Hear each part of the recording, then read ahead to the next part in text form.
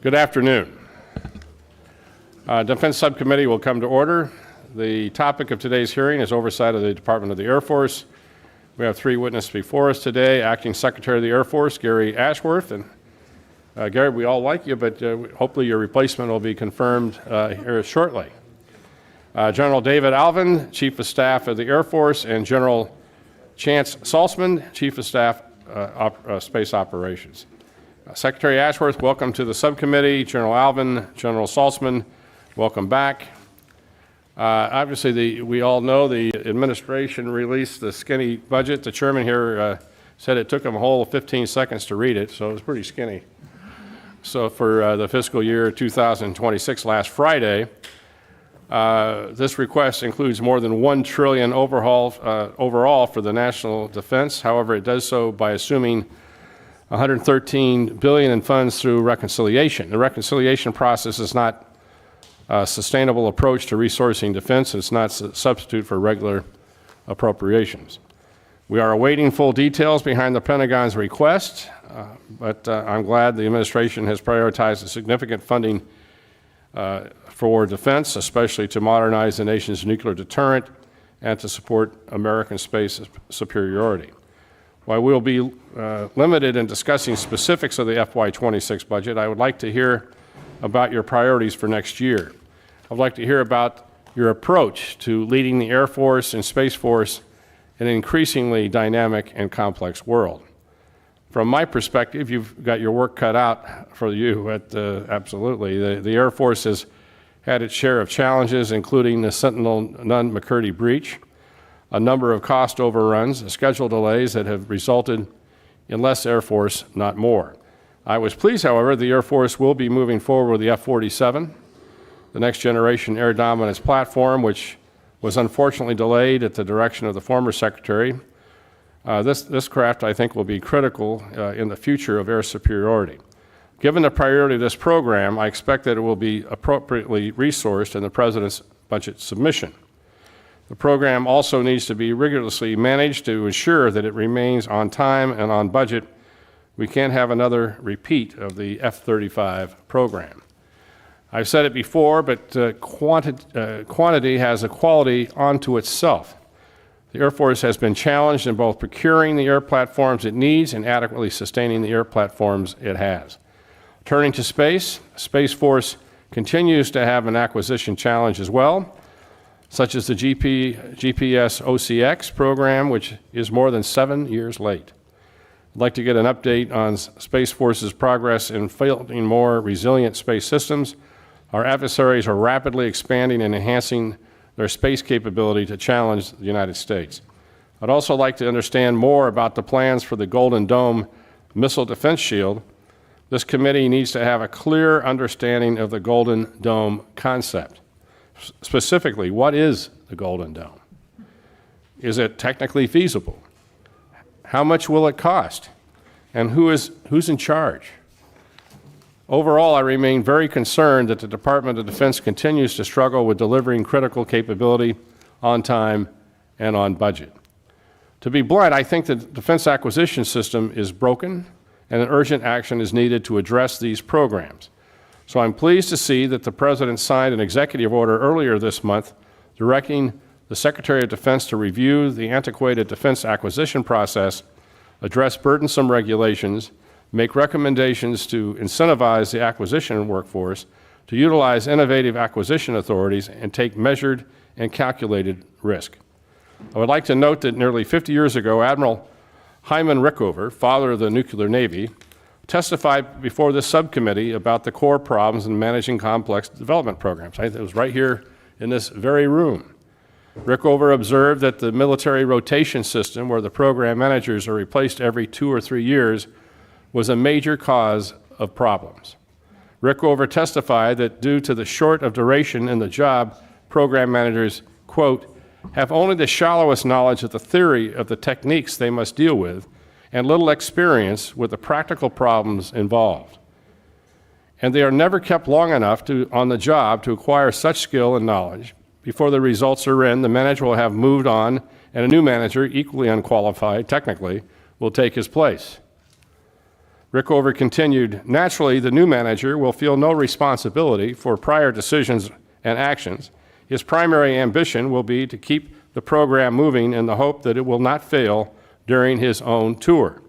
Thus, responsibility cannot be fixed, and there is no bound to the little continuity and technical direction for most of the defense developments underway today." I believe Rickover's assessment is as true today as it was then. So I hope senior leadership in the department takes Rickover's assessment to heart, because fixing acquisition will be critical for the department to deliver the weapon systems and capability the nation needs. Furthermore, you're keenly aware of my unwavering support for innovation. The department has made progress in this area through the Defense Innovation Community of entities, often referred to as DICE, which includes several of your organizations. The Defense Innovation Unit leads the DICE. It's my expectation that the services collaborate with DIU and optimize the rigor of mature program executive offices with DIU's flexibility and proximity to extraordinary technological hubs to partner on innovative solutions addressing combatant commanders' needs.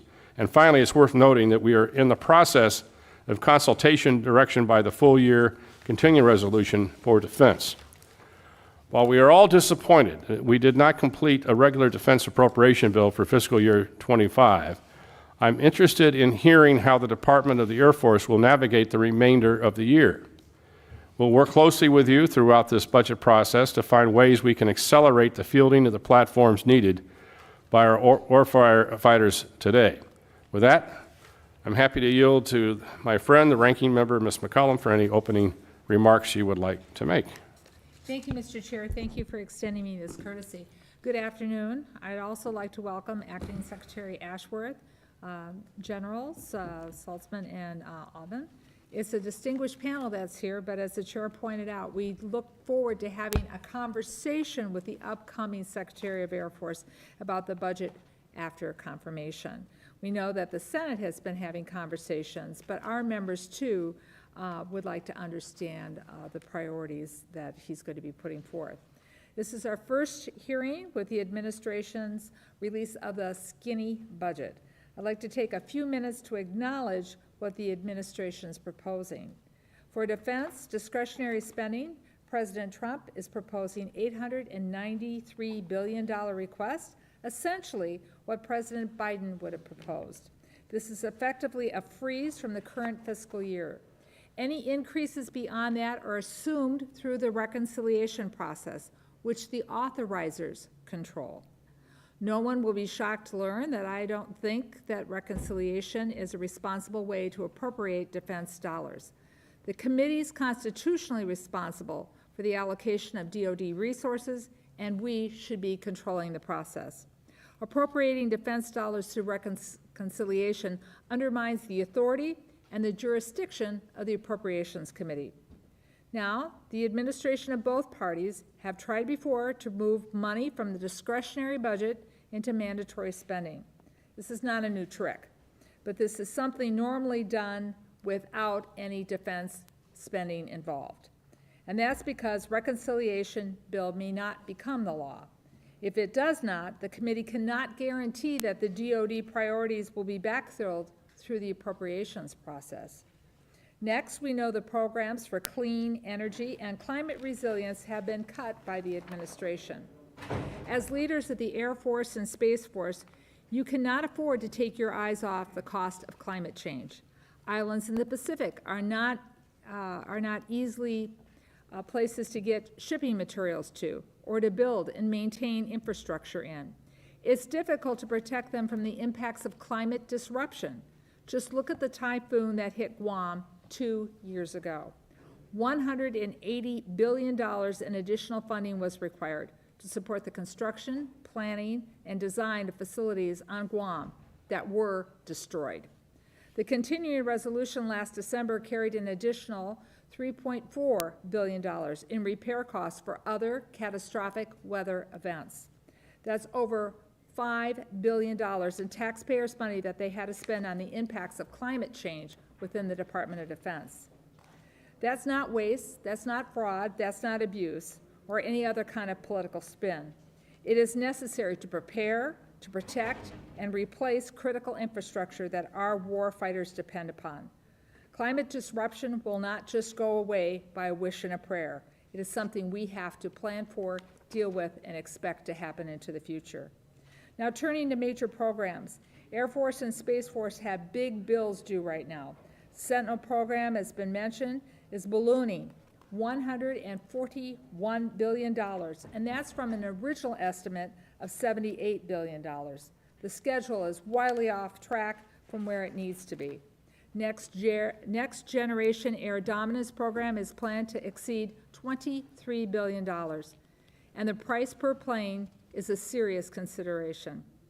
Next, Air Force One is behind schedule, and the Air Force has asked for more money to get that back on track. Progress has been made on the parked F-35s, and that's good news, although it was bad news for us to read recently in the paper. The world's top jet fighter is about to get more expensive because of the president's tariffs. But there's more to get those planes, more that needs to be done to get those planes delivered. And the capabilities that the service needs depends on those planes being delivered. And then, of course, there are new requirements, as the chair mentioned now. Golden Dome, a missile defense program that has yet to be fully articulated by the administration. These are problems that must be fixed through proper program management, planning, and resources, as the chairman pointed out. Finally, I want to comment on the administration's approach to personnel management. There is no question that there's a culture of fear developing across the federal government as this administration continues to demean and demoralize federal employees. I have spoken with far too many of them. People have been fired without cause. People have been asked to quit and, quote, find higher productive jobs in the private sector. I wish the Department of Defense had been immune to this, but it's not. I've had conversations with the services and especially Space Force about how do we build a first-class workforce. Secretary Hass's goal is to remove 60 to 70,000 civilians across DOD. Now, civilians are raising their hands not to serve, but they're raising their hands to leave. Who will be around to manage the contracting process if DOD needs to get major programs back on track? We are already living with the impacts of what happens when civilians take a buyout and stop working on contracts. The contract isn't signed, the mission doesn't get done, the programs fall behind, and it costs the taxpayers more. There will be real ramifications to our national security because of the administration's personnel policies. We need to do something, sure, but let's not take a chainsaw to it. Let's take a scalpel to what we need to do with our personnel policies. So, gentlemen, I want to thank you again for appearing here today. I want to thank you for your service, to the service of the airmen, guardians, and civilians serving alongside you. And Mr. Chair, once again, I thank you for the courtesy, and I yield back. I thank the gentlelady, and now turn to my good friend from Oklahoma, Chairman Cole, for his remarks. Thank you very much, Mr. Chairman and Ranking Member McCollum. It's always great to be with both of you. I want to thank the witnesses, obviously, for being here with us today to discuss the current lay of the land for the Department of the Air Force. Acting Secretary Ashworth, welcome to the Defense Subcommittee. Generals Allvin and Saltzman, nice to see you this afternoon. You're sitting here before us as the Air Force and the Space Force face a critical path ahead. The world continues to be a volatile place with malign actors challenging American interests near and far. Time is not on our side as our adversaries have been outpacing and outproducing us. We're at a pivotal moment where we need the Air Force and the Space Force that we have today to deter future conflict tomorrow. I'm concerned that it's been taking us too long to acquire new aircraft, weapon systems, and space capabilities.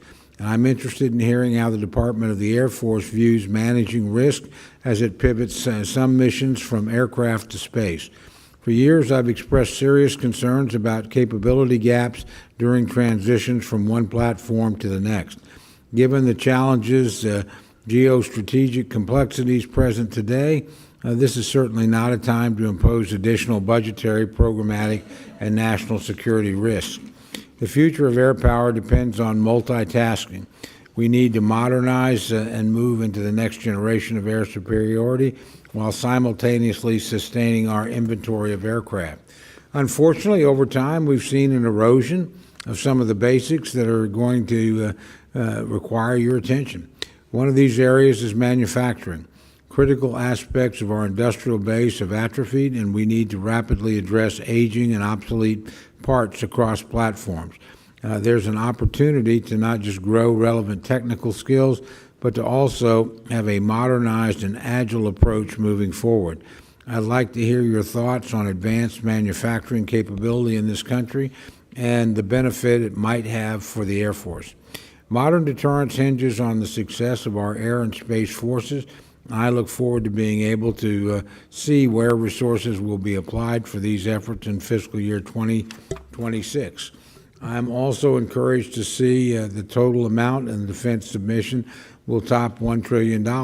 This top line demonstrates a strong commitment to national security, although I would also say I share the concerns the chairman and the ranking member have about proceeding by reconciliation instead of normal appropriations process. We're creating a cliff out there for somebody, whoever the next president's going to be, and that's a very dangerous thing to do. We also need the line-by-line budget details for the committee to get to work in earnest to uphold fiscal discipline and effective governance. The committee's prepared to do the hard work and produce appropriations bills by the end of the fiscal year, but we'll need the military to provide timely responses to inquiries after the budget is actually submitted in full. And we look forward to your cooperation on that. I know you'll do everything you can to get us the information we need. Again, I want to thank all of you for being here, and with that, Mr. Chairman, I yield back. Thank you, gentlemen. Gentlemen, your full testimony will be placed in the record. Please give us a brief summary of statements, and start with you, Secretary Ashworth. You're recognized. Chairman Calvert, Ranking Member McCollum, and distinguished subcommittee members, General Allvin, and General Saltzman and I would like to thank you for the opportunity to testify on behalf of the Department of the Air Forces. You might want to put the mic a little bit closer to you. On behalf of the Department of the Air Force's FY26 budget request. The Department of the Air Force is at an inflection point. We are engaged in a fast-paced race for technological superiority against a well-resourced strategic opponent. However, we simultaneously face personnel and platform challenges affecting our immediate readiness. We must balance our requirement to generate readiness and project power today with the imperative to rebuild our military and develop capabilities so that we can continue deterring our adversaries tomorrow. Our fiscal priorities are focused on addressing the balance between these realities and supporting the United States national security objectives as outlined in the interim National Defense Strategic Guidance. The scope and severity of the threats to our homeland and national interests are significant and increasing, and we now face one of the most dangerous security environments in our history.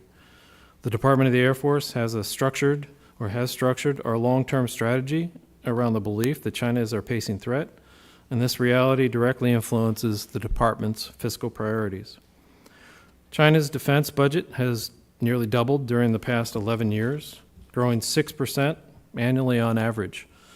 U.S. defense spending has seen around a 3% growth over the same period, increasing below the rate of inflation over the last 5 years. And many of our allies and partners' defense spending rates are even lower. These limitations have allowed China to seize an advantage. We know that everyone on this committee recognizes the importance of timely and consistent funding for our military, and we truly thank you for your support. Defending the homeland is the Department of the Air Force's #1 priority. We will do so by continuing to modernize our nuclear forces, especially through the Sentinel, the B-21, and the long-range standoff programs, as well as nuclear command, control, and communication systems that support those. We are also eager to support the President's Golden Dome for America. While still in the conceptual stage, there is no question that the Department of the Air Force will have a significant role to play on that project. Our next priority is to deter China. We'll do this through investments in our people, our readiness, and our posture within the Indo-Pacific region. We believe that our people are and will continue to be one of our nation's key competitive advantages. We are working to train our airmen and guardians to confront the brutal challenges that warfare without sanctuary presents. We are emphasizing readiness standards by creating new inspections, assessments, and exercises geared towards preparing our personnel for that environment. And finally, we are strengthening our posture within the Indo-Pacific region, conducting high-level operational exercises that will test our ability to deploy and operate in those contested environments. Lastly, the Department of the Air Force is prepared to provide critical capabilities and forces to the joint warfighter in order to defeat our adversaries if our deterrence fails. We will concentrate our efforts in two areas. First, our ability to fight tonight, and second, our ability to fight in the future. Through our current and future investments, the Department aims to establish a balanced, high-low mix of combat capabilities optimized to project power both from within and outside of the adversary's threat environment. The Department of the Air Force is also looking to streamline our forces wherever possible. This includes finding creative ways to remove excess infrastructure and retire obsolete inventory. We also recognize our need and responsibility to pass an audit as soon as possible, and we are working to make that a reality. The Department of the Air Force is extremely proud. I'm extremely proud of all of our airmen, our guardians, defending our great nation and its interests every hour of every day. We commit to working with this committee to secure a timely enactment of the FY26 budget request, which will directly support our airmen and our guardians in their uncompromising mission. We thank you for your time today, and we look forward to your questions. Thank you. Now recognize General Allvin for your remarks. Good afternoon, Chairman Calvert, Ranking Member McCollum, and Chairman Cole, and all the distinguished members of this subcommittee. Today I'm proud to represent the 677,000 total force airmen serving our nation. I want to thank you for your support, not only for those airmen, but for their families as well. I'd like to open by expressing my immense pride in the exemplary performance of our airmen in securing a homeland and deployed worldwide. From the Indo-Pacific to the Middle East to our southern border, they are working around the clock to deliver air power anytime, anywhere to protect the U.S. The strategic landscape has shifted dramatically. We now operate in a world where the PRC is not only rapidly modernizing its military, but doing so with a clear intent to coerce its neighbors and reshape the international order. In parallel, we're seeing unprecedented threats to our homeland and a PRC nuclear breakout that demands unmatched nuclear deterrent capabilities. These converging pressures make one thing clear. The U.S. must maintain air power dominance if we are to safeguard our security, deter aggression, and prevail in conflict. This is not a future challenge. This is today's reality. To achieve peace through strength, we must adapt and evolve. Reinforced by our most recent interim National Defense Strategic Guidance, our Air Force has three enduring priorities. First, we must defend the homeland. Air and missile threats are evolving both in speed and sophistication. The ability to detect, track, and defeat those threats in real time is foundational to our national defense, and it's non-negotiable. Simultaneously, the U.S. Air Force provides a reliable and effective, safe two-thirds of the nuclear deterrent that is the backbone of strategic stability. These priorities are paramount, cannot fail, and must be given equal weight. Finally, we must project power globally, either independently or as part of the joint force, to rapidly respond anywhere and deter aggression and win. This is what makes our Air Force unique, and it is needed now more than ever. To achieve these priorities, we're asking for sustained support for our modernization and the development of our new capabilities. The upcoming FY26 budget request is designed to build a force aligned with today's operational realities as well as tomorrow's opportunities and threats. This means preserving current readiness and optimizing our force design tailored for contested environments, one that blends next-generation aircraft, autonomous systems, and resilient command and control. Our modernization efforts to rebuild our military include the continued development of the F-47 and the integration of collaborative combat aircraft to expand the combat mass at lower cost. We're also upgrading the F-35 and F-15 to keep pace with evolving threats. These platforms are critical not just to maintain parity, but to retain the edge our warfighters need. And at the same time, we are recapitalizing aging fleets essential to maintain power projection. Our investment in nuclear modernization remains a top priority, funding directed towards the Sentinel program, the B-21 radar, and the revitalized B-52 fleet. These systems will anchor our strategic deterrent for decades to come. Equally important is the investment in our airmen. We are enhancing recruiting, expanding training opportunities, and strengthening family support structures. We suffered a recruiting setback due to the year-long continuing resolution and the subsequent reduction of nearly $500 million in our military personnel account. This will result in our inability to fund the recruitment of 3,000 Americans who want to join our Air Force. We've got to do a better job on this. We don't just need more Air Force, we need a more capable one. We need more tooth, less tail, a force that can deliver rapid, decisive blows and reposition quickly for the next fight. That means divesting from aging systems and unused infrastructure while investing in platforms and people that enhance our warfighting capacity. More means more options for our nation, enhanced homeland defense, strengthened deterrence, and unmatched power projection. It means a force that is strategically postured to deny adversaries.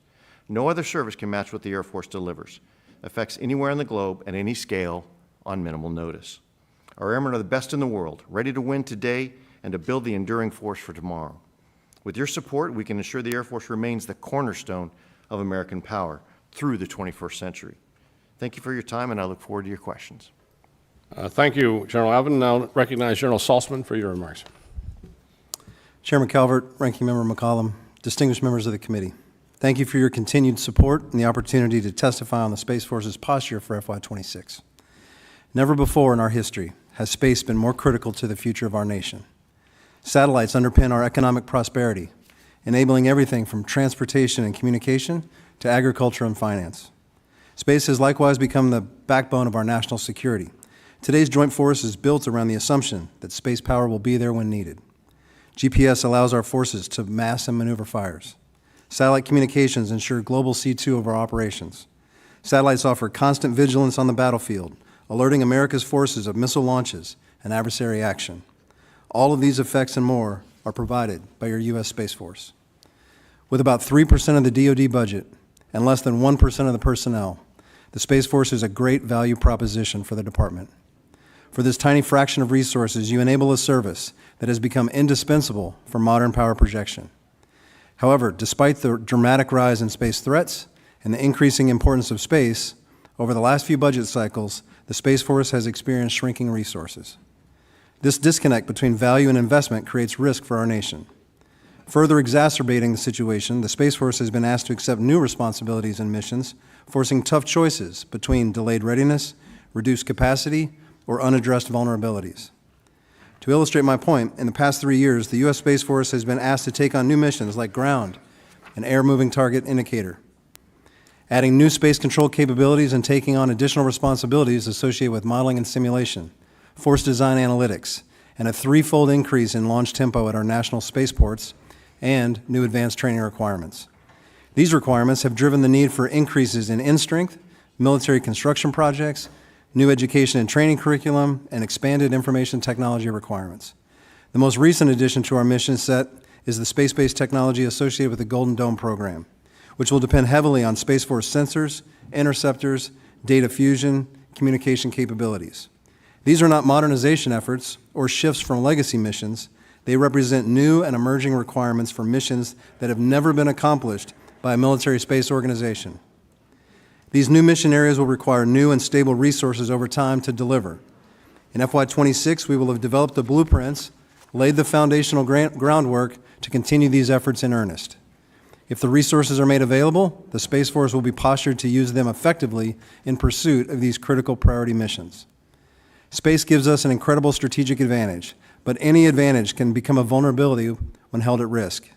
In the future, defending the homeland will demand that we first defend the satellites that make that defense possible. To be successful in this effort, we must be able to control the space. Protecting our capabilities in space while denying an adversary the ability to use space against us. That, in essence, is why you have a Space Force. It is the job of a military service to achieve superiority in the domain, and that's what we do for space. But if we want a Space Force that can secure our nation's interests in, from, and to space, we must resource it accordingly. In pursuit of this mission imperative, my priorities have remained consistent. Build comprehensive domain awareness, deploy resilient mission architectures, and develop the capacity to hold an adversary's space assets at risk. To enhance our situational awareness, we are investing in additional sensors, data fusion capabilities, and the networks to rapidly put this information into decision-makers' hands. To assure our missions are resilient to attack, we are investing in proliferated constellations, investing in launch infrastructure to ensure steady and cost-effective deployment of capabilities, and developing protective measures for our satellites and networks. And finally, to hold adversary space assets at risk, we are investing in counterspace systems designed to defeat any attempt to use space capabilities to target our forces or our homeland. Because of the work we have already done, additional resources given to the Space Force will enable accelerated delivery and expanded capacity in each of these areas. Thank you for the opportunity to discuss the Space Force's FY26 posture. Our Guardians stand at the forefront of the newest warfighting domain. With the support of this committee, I am confident the Space Force will hold the line and advance our national advantage in space. I look forward to your questions. Thank you. Thank you. Now begin questions. Each member will be given 5 minutes to ask questions and answers. Your timer will turn yellow, 1 minute remaining. I'll recognize myself for the first round of questions. In my opening statement, I highlighted testimony that was given in this very room. I think it was 1977 with Admiral Rickover about his concerns about the rapid turnover in program management and lack of technical expertise that obviously wreaks havoc on complex technical problems. It might just, as a note, Admiral Rickover was given, I think, an order in 1950 to put a nuclear reactor on a submarine, the Nautilus. He did it in 3 years and launched the submarine. Things were done a little bit quicker in those days.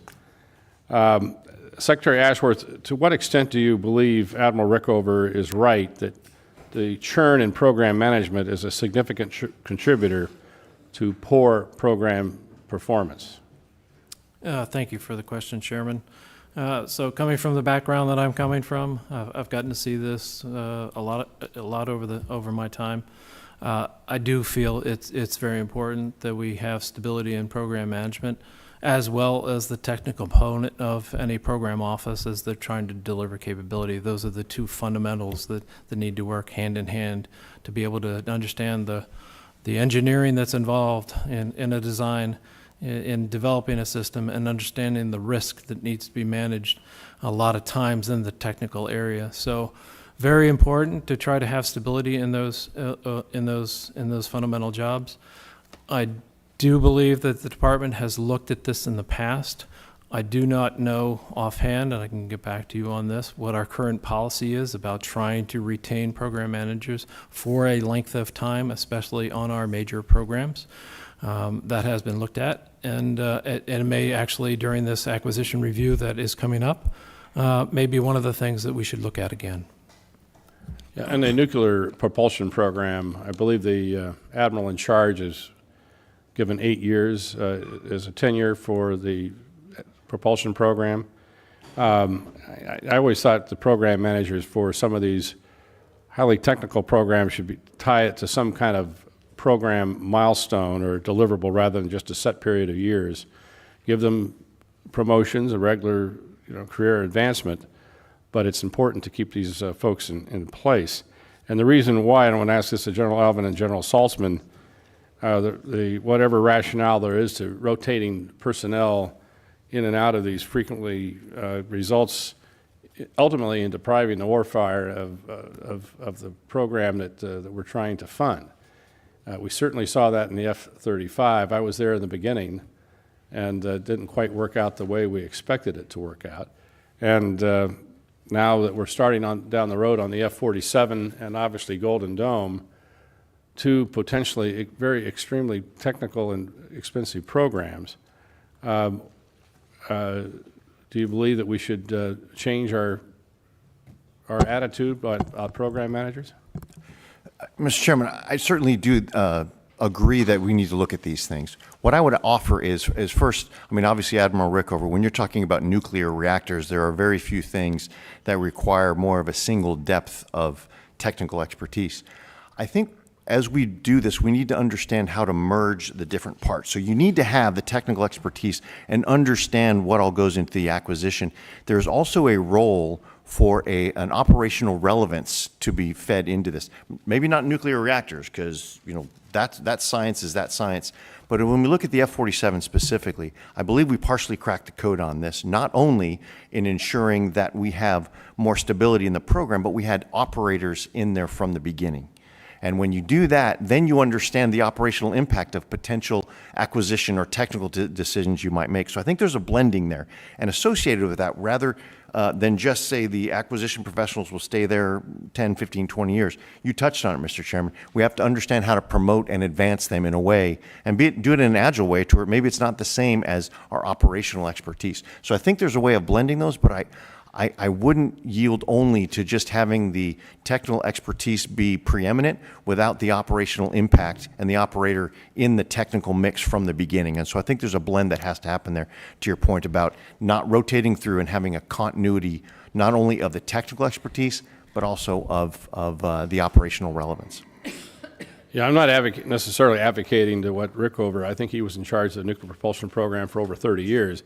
But certainly what we're doing with some of these highly technical programs has not worked. And so we need to determine what we may do in the future. Ms. McCollum. Thank you, Mr. Chair.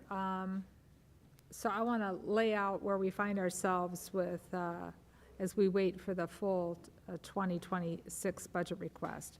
We didn't get out our fiscal year 2025 work done on time, and that was no fault of the chairman of our full Appropriations Committee. He was there till the bitter end. We should have negotiated those bills in December or this spring, but the Speaker of the House decided he had a different plan. So that left us with a full year continuing resolution.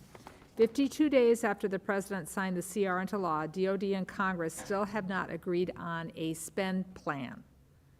We have 4 months to go before the end of this fiscal year, and as the chairman pointed out, all we have in front of us is a skinny budget for next year. So how do we plan for the future? We don't have the spend plan for the previous year, and we know the numbers in the skinny budget are based on what? Because of cuts and things that DOJ has done as well, too. We also hear rumors that the full budget request might not come until June. So how are we supposed to write and mark up bills under that timeline? Clearly, this budget process is a total mess right now.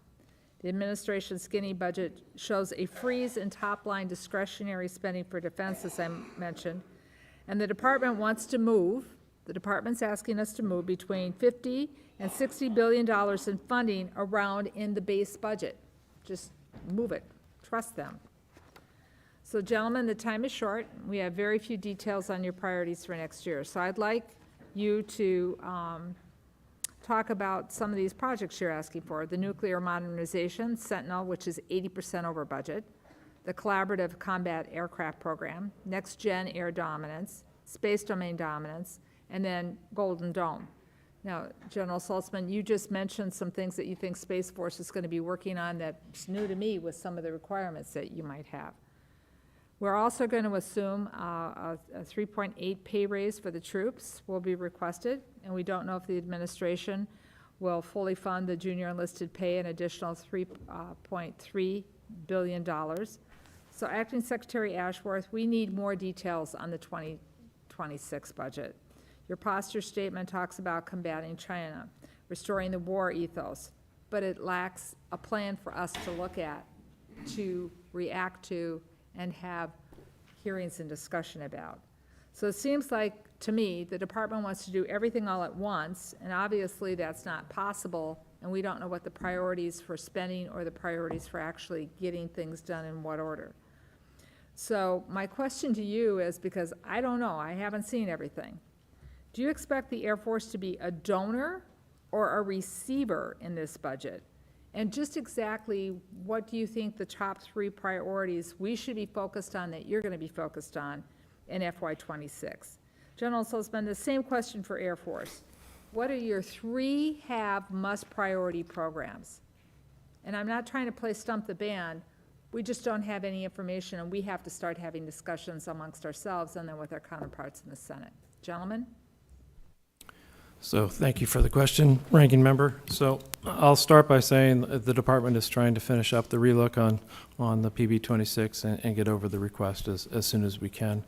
We're going through the final stages of that right now. From an Air Force perspective, from a Department of the Air Force perspective, We've tried to do our best in this relook to make sure that we're aligned against the interim national strategic guidance. And so the big priorities that are laid out in that interim national defense strategic guidance are to start out with strategic deterrence, nuclear deterrence, homeland defense, all those coupled. And so if you unpack that a little bit, strategic deterrence, nuclear deterrence, B-21, Sentinel are going to be top on our list to be getting after and making sure that we're fully funding. If you take a look at the homeland defense side, you're going to be taking a look at the capabilities that we've already provide Northcom to perform that mission. You're going to be taking a look at our operations on the southern border, and then you're going to be taking a look at Golden Dome.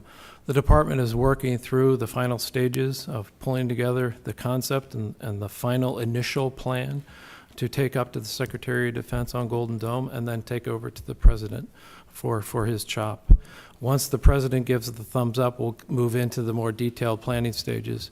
But you can think from that kind of a perspective that that Golden Dome is going to be a large systems of systems kind of a construct. It will have space sensing, space effectors. It will have air sensing, air effectors, as well as ground sensing and ground effectors. All has to be knitted together, too, by a C2 and a battle management type of a structure. So those are the big building blocks that the team is working with to try to construct, to present to the President, and to get a thumbs up on that. And then the next layer down is deter China in the Indo-Pacific. And with that comes our entire force design mix in order to be able to counter that threat in that theater. And you'll hear things like NGAD, the next generation air dominance family of systems, which is comprised of the F-47, collaborative combat aircraft, and a government-owned reference architecture as we move forward. Thank you. Those are the big ticket I items. did read your testimony. So, before the other generals respond, you know, I don't know how I budget on a concept. I don't do that in my personal life. I'm certainly not going to do it with the taxpayers' money. And I know you're trying to provide information, but you can see the quandary we are all in up here. And so you expect, from your list, you expect in the Department of Defense, then I would say, to be a receiver in this budget, especially with Golden Dome in it, not a donor to the other services. Yes, I can't say for sure at the end of the day who will be giving, who will be receiving, but we've laid out the priorities, and I think the Air Force is in a good position to receive the budget that we need. Secretary covered it very well. So donor receiver, those will be final decisions. I think we've made a very broad case when we were directed to look at how we would prioritize some percentage of our budget to reprioritize to the President's priorities. We found that some of those priorities were very similar to things that we were already doing. So when we did those, our United States Air Force said three things, and the first two are tied for first: Homeland Defense and Homeland Defense, threats in and through the air, and 2/3 of the nuclear triad. So the Secretary said it. The things I would assume that we would get, these would be our priorities. This is going to be Sentinel once it's restructured, making sure that comes through, and all of the associated B-21, the B-52, those, the LRSO, those keep the nuclear returns. Second is Golden Dome. Whatever Golden Dome turns out to be, there are a few things we're pretty much sure we know. Part of that has to be defense of the homeland from air and cruise missiles. And so that will be something that not only works for us in the homeland, but the United States Air Force is going to need to scale that overseas. So those technologies, those capabilities are not just going to be boutique for one part of the national security apparatus. So I believe those are going to apply both in the home and expeditionary. So I would see the capabilities as well as the command and control, the architecture that puts it all together, that enables us to sense, make sense, and act. Those sort of things I think will be at the top of the priority list to enable those systems to work. And then in the power projection, Secretary Ashworth talked about it as well. This is F-47. This is collaborative combat aircraft. This is doing the counter-China strategy to be able to show that we can penetrate, clear the skies, and enable us to continue to project power into China. So those would be the priorities we're looking for. I believe that there's a good place for the Air Force to be a receiver rather than a donor, but I also am not going to get in front of the administration. Thank you for the question. This is important. I agree with you. Accelerating proliferated constellations. This is what creates resiliency in our missile warning architecture and our data transport layer. It's critical to the joint fight. Right now, they can be easily held at risk by adversary action. The more we proliferate, the more that's a targeting problem. More money means I can deliver that proliferated constellation faster. Second is counter-space capabilities. While we have invested in the technology associated with them, we haven't built them to the capacity where they can actually hold enough targets at risk. So not only do we have to invest in the system, but we have to increase the capacity to actually meet the O-plan requirements. So counter-space capabilities, and I'm happy to follow up in a classified setting to give you more details on that. And then lastly is the test and training infrastructure. This is the simulators, the ranges, the digital environment that allows us to test our equipment, make sure the new systems we're bringing on are effective, that our tactics can be validated in a simulated environment, and we give our operators the training they need to be successful. Thank you. Thank you, Mr. Chairman. Thank the gentlelady. Mr. Cole, Chairman Cole. Thank you very much, Mr. Chairman. Gentlemen, thank you. And once again, I find myself in broad agreement with my friend, the ranking member, in terms of the process. We did not get, honestly, a bill done in the late post-election period and then again in March, and I regret that. There's plenty of blame to go around on both sides. I also wish we were getting full budget faster. I certainly don't hold any of you gentlemen responsible for that, and I've had good talks, honestly, with the administration on, if you expect us to avoid this next year, speed would be helpful in just getting this committee the information it needs. We've had some good cooperation on that. Skinny budget's helpful. But obviously, particularly this committee of all of them, subcommittee, needs the information. The amount of responsibility on both sides of the aisle here for by far the biggest part of the budget is pretty awesome, and each and every one of these members needs the information to make constructive input and then tough decisions. I have couple of specific questions. Retirement of the E-3 AWACS aircraft, I have Tinker Air Force Base in my district, so we've been following that very closely. I was very pleased to see the E-7 contract signed off in August. Since we don't have a full budget request yet, we don't know, exactly whether or not the 2026 expenditure on that will be adequate. I will tell you, I've been concerned, and again, I put the blame on Congress, not on the military, but we've done a lot of robbing Peter to pay Paul and come up short in mission capabilities, and this is one where, I don't have to tell any of you gentlemen how old those airframes are and how much this is needed. But we also have space assets that are projected to offer great capabilities to our warfighters.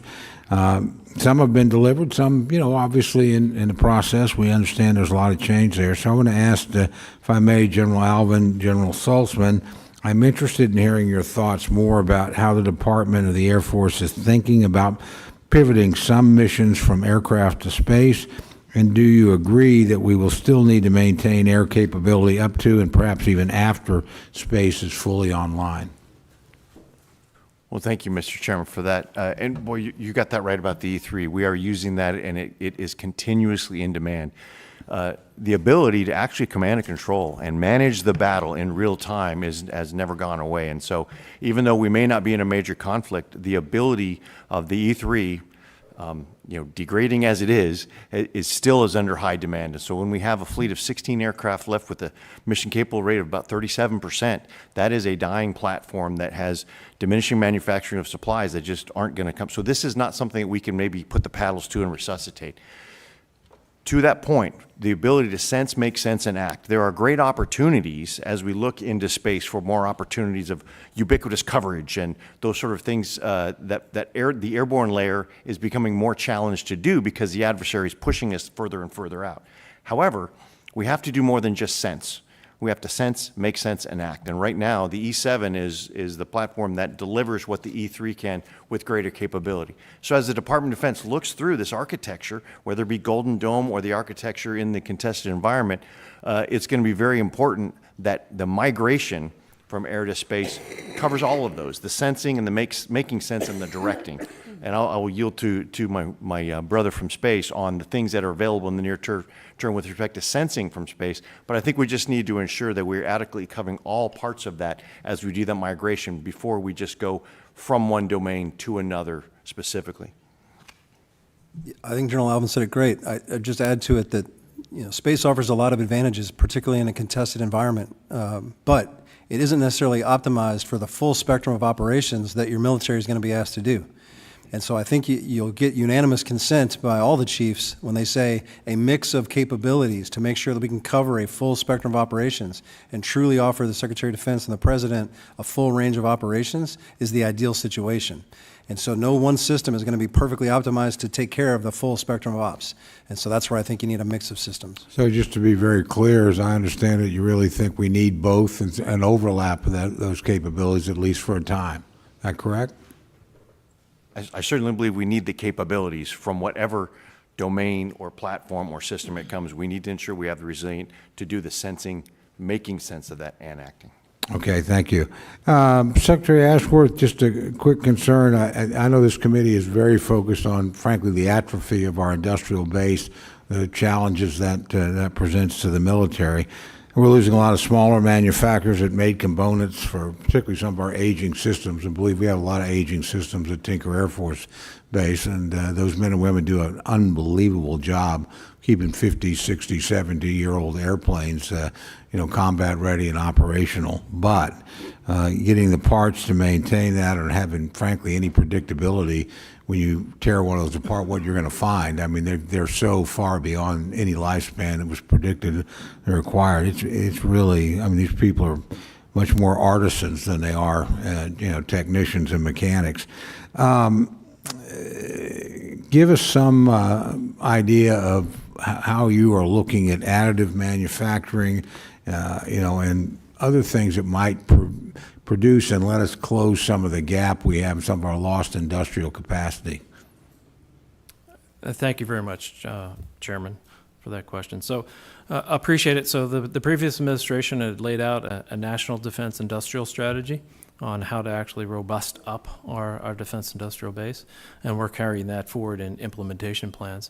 I'm encouraged to see this administration has taken that up as well. You'll see that in one of the executive orders that are talking about acquisition reform, and that includes getting after our industrial base to try to create a more robust, resilient defense industrial base.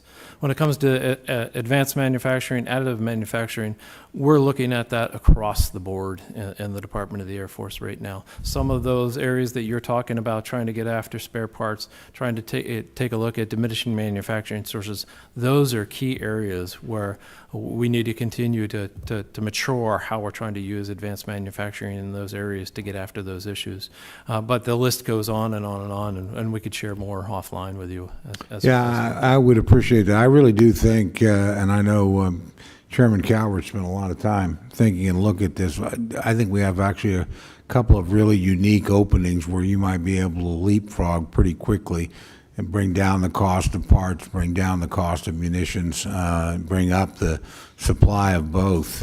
So very much would appreciate the open dialogue and the input from the department on ways we can do that, because I don't think we can do business at normal as usual and get to where we need to be in a short period of time. So again, thank you for working on that.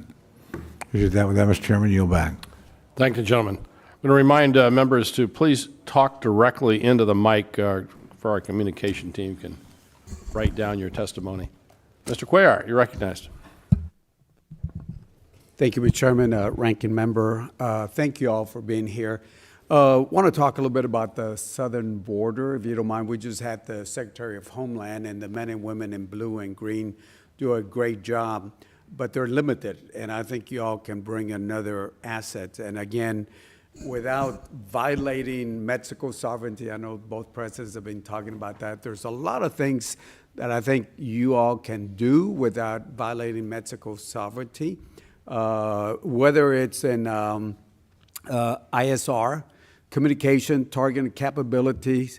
There's a lot of things that you can do, and I can go down a list of U.S. Air Force assets or Space Force assets. I'm not going to go into that, but I think you know which ones I'm referring to. But some of the things we're seeing is that you got the Mexican cartels that have a lot of money, and they don't have the same procurement rules that you have or Homeland has. They just, for example, they'll go to Best Buy and buy everything that's there and then just use that. And as an example how serious some of these things can be, we've been talking about drones, but just a couple of weeks ago, a Border Patrol drone in the Laredo sector, my area, was taken down by cartel operators.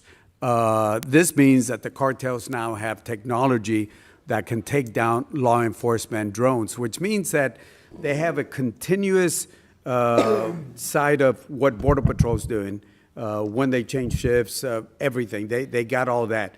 Well, we're trying to go through some procurement process. Again, you all have, and I'm looking at the list of assets that y'all can use, both from the U.S. Space Force assets and from the Air Force. Can you talk a little bit about that and what you can do? Because we're trying to help Border Patrol, and now that the president wants the military, and I think there's a limited role for the military, but there's an important role for you all to play, and I'll welcome you. Tell us how you can help secure the southern border. Well, thank you, Congressman Quer. I'll speak very briefly from the Air Force side.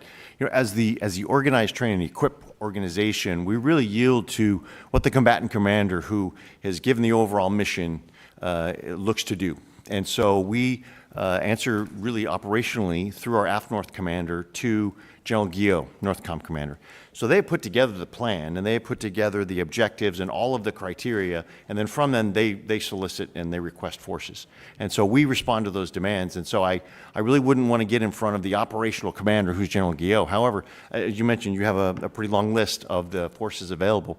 And we've made those available, and there's a force management process to which they're requested, and then we provide them. And to date, you know, this is Homeland Defense is number one, as I said. So we're certainly willing to provide what General Guillot needs. And so far, we've been able to support his requests, as well as the requests of the U.S. Transcom commander, if that actually becomes in the mobility portion of that. But to date, we've been able to support U.S. Northcom as well as the Transcom requirements with very minimal and mitigatable risk to the rest of the global mission for our Air Force. I'll just add to that, you know, Space Force is still growing, still in establishment. We don't quite have service components in all the combatant commands. U.S. Northcom being responsible for the border, we do not have yet a service component in there. But with the critical capabilities that we can provide, I wanted to make sure that that was integrated into the planning.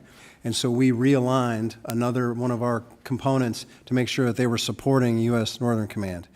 So we have a 3-star command now that handles all the space activities, handles requests for intelligence information, and that staff has been provided directly to General Guillot. So he has direct access to all the capabilities that we have to offer.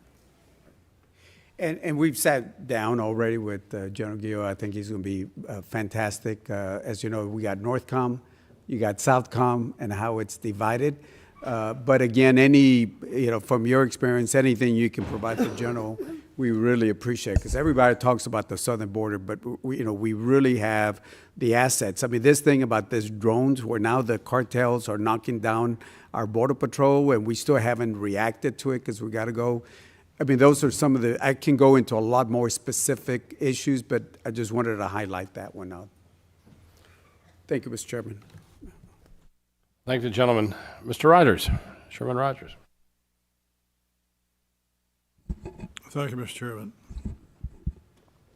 Let me follow up briefly with Chairman Cole's line of questions. Mr. Secretary, as China ramps up its aggression in the Indo-Pacific, many here are concerned about our ability to rapidly surge forces and material into that theater half a world away. Strategic airlift, the backbone of that capability, frankly, is showing some signs of strain. Today, our airlift fleet is half the size it was in the 1990s. Our C-5s and 17s aging, flying relentless tempos, and there's no production line to fall back on. What's the Air Force plan to preserve and modernize our strategic airlift fleet when the backbone of that capability is aging, shrinking, and out of production? Sir. Thank you for the question, Congressman. So, as we took a look at this, global mobility remains a core mission of the Air Force, and it will always be a core mission of the Air Force as we move forward. And it's an amazing capability that we provide through our DoD fleets, augmented by civilian fleets as well through the craft. And so what we're doing right now is we're following the normal process and trying to understand the future threat, trying to understand the demand, and then put it through a capabilities-based assessment that'll examine all of that and try to determine what exactly the capability gaps that we need that we're going to need to close in the future. From that point, then we're going to follow on into an analysis of alternatives, which is then going to narrow it down for the acquisition world as to what we should really be pursuing as our next generation airlift. General Allvin, does this year's budget meaningfully move the needle on maintaining global mobility and lift capacity? Or are we simply managing the decline of a critical capability? Well, thank you, Congressman. I have to tell you, first of all, it hurt my heart a little bit when you talked about the C-17. I was one of the early test pilots on the C-17, so I wrote down that it's aging, shrinking, and less productive, and I thought, I wonder if that reflects on myself as well. But I love that aircraft, and it has been used quite a bit because it is an amazing platform, as are the airmen who operate it. So I've been in contact with Johnny LaMontagne, the Air Mobility Command Commander, talking specifically about this, because while it is getting older, it still has a lot of life left in it. But which means now is the time for us to work on it. So this idea of a next generation airlift, we have the opportunity to augment with commercial lift. But as the Secretary mentioned, it's the Civil Reserve Air Fleet. That can handle certain kinds of cargo, but there are certain kinds of cargo that only the C-17 can carry into certain kinds of environments into which it's the only one that can carry it. So looking at those environments into the future, I think your question about is it moving the needle, I think we're moving the intellectual needle right now, because in order to understand, to make the right investment, we need to understand what the options are for the future. And so I would say we are looking at it now, and it's not too early. And if I might, this is also one of the areas where there are also other foreign customers who very much like the C-17. So there may be lots of opportunities here for a platform to move forward that provides a capability not only for us, but for our allies and partners. And so once again, to answer your question, I think we are moving forward in the development of the conceptual, but we aren't breaking or bending metal right now and building new platforms. Thank you, gentlemen. Thank you. Mr. Case. Thank you, Chair. Secretary Ashworth, when we passed the FY 2025 continuing resolution for the rest of this year, Congress also provided funding tables to the Department of mic on. Defense. I'm sorry. Ed, is your mic? Yeah. Congress also provided funding tables to the Department of Defense, setting forth our expectations and instructions on how to spend that money. Are you following those funding tables? Is there any exception to your following the funding tables?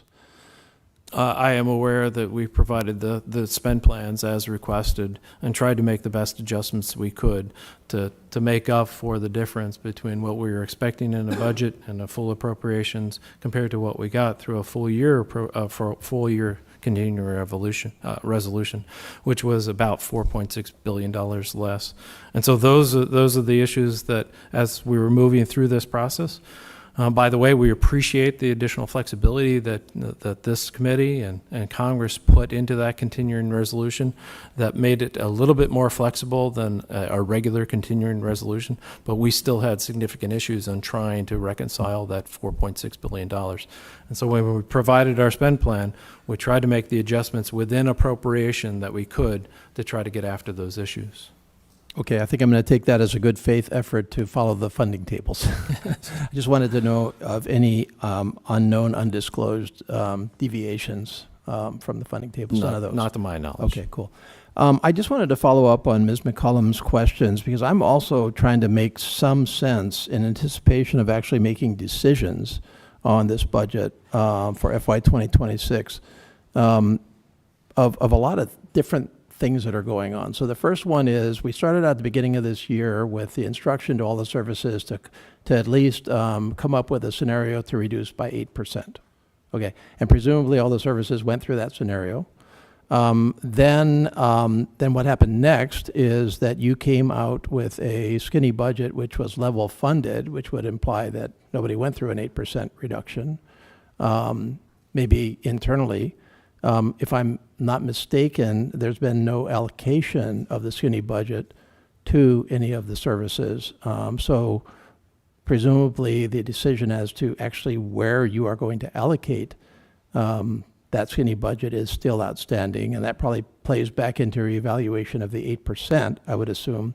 But you also have a reconciliation package, which significantly increases the budget over and above the regular appropriations process, and I'm not aware of that actually being broken out into services. I see that some of the services, for example, the Army, who's going to be here tomorrow, are acting on the assumption that they do not have an increase in that budget. And are actually issuing orders right now to the force to change various approaches to comply with that budget assumption. So I guess the question really is, in all of that fluidity, what's actually happening with your department, with the Space Force and the Air Force? Are you still very fluid as to what your final numbers are in FY 2026? Or have you narrowed it down? Are you starting to focus in on 8% savings possibilities, or is it going to be an up or what? Can you just get into a little bit more where you are right now? So at this point in time, we've been continuing to work internal to the building on deliberations on exactly what you've been talking about. What is going to go into the final budget, and the budget, as I understand, is going to be two parts in our request. It's going to be a mandatory spending and discretionary spending. And so there will be an appropriations piece and a reconciliation piece as part of the request that we're making. And so we're going Is there through... an allocation of the reconciliation as between the services?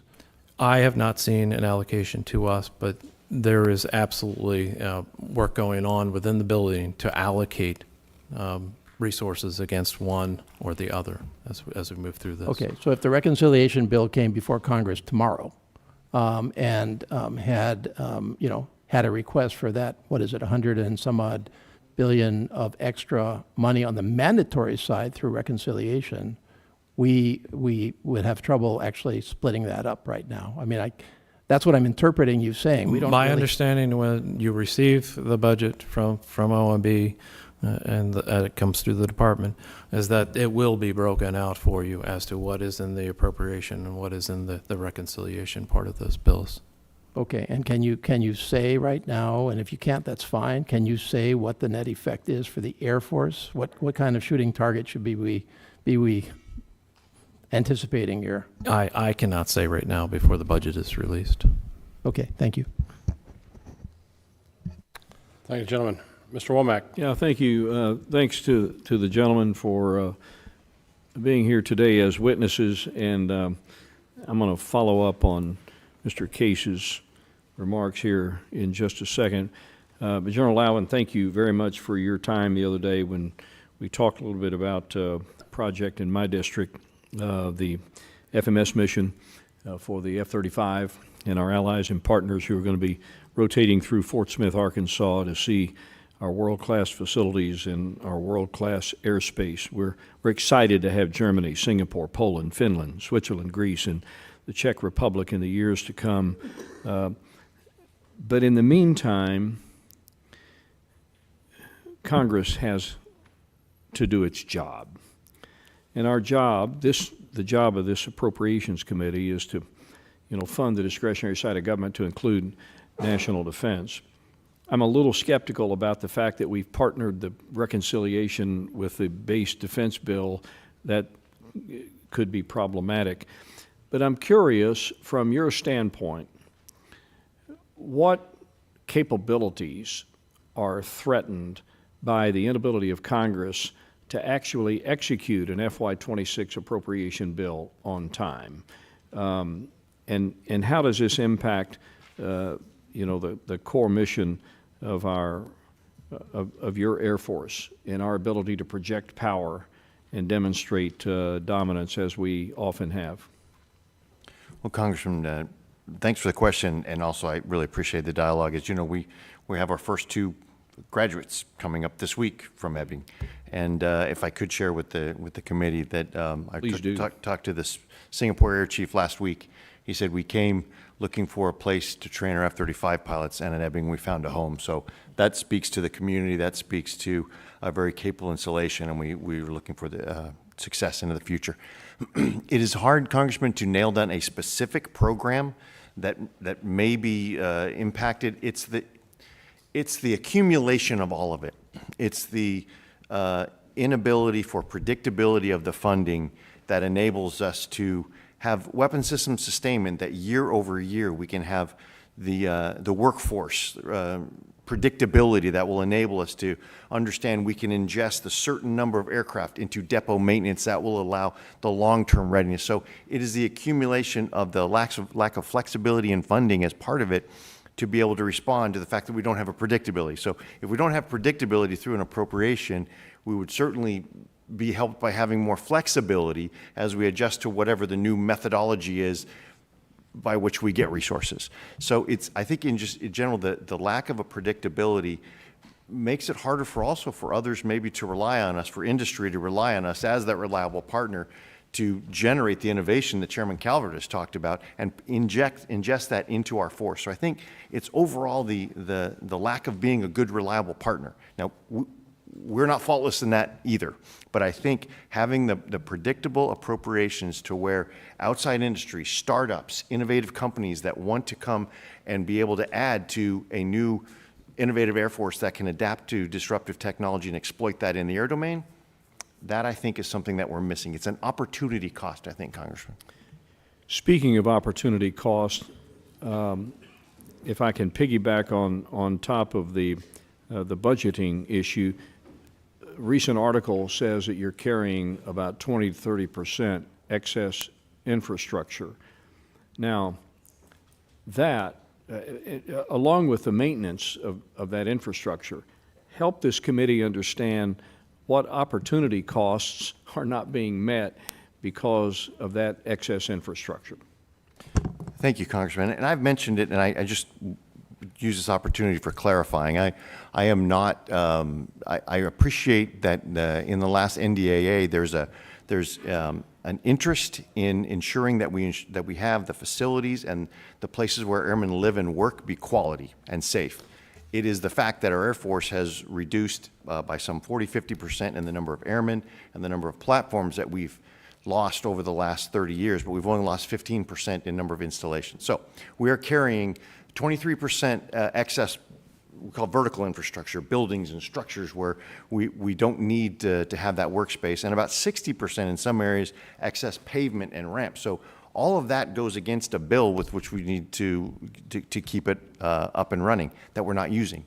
And if we're going to have to spend twice as much on that, that's not helping airmen, that's too much tail and not enough tooth. So the opportunity cost is the ability to provide more actual combat capability.